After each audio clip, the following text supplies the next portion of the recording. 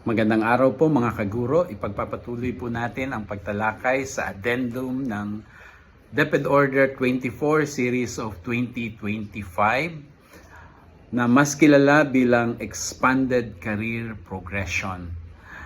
Nabanggit po natin sa unang vlog na sa bagong DepEd Order 34, ang isang empty applicant ay pwede pong mag-apply bilang empty sa subject area na hindi niya area of specialization.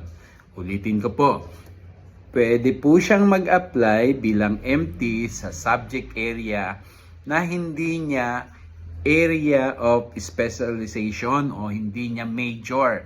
Sa mga secondary teacher po ito, no? Kailangan po lamang na 5 taon na siyang nagtuturo ng nasabing asignatura.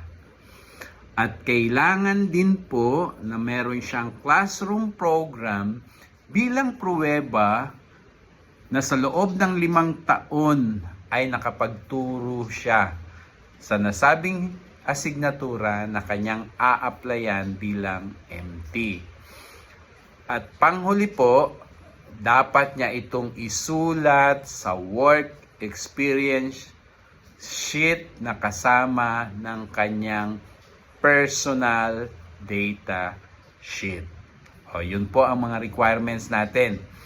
Para po sa inyong katanungan, pwede po kayong mag-comment, pakishare na lang din po at mag-subscribe sa aking YouTube channel, Facebook page at Instagram accounts na Tambayan ni Sir.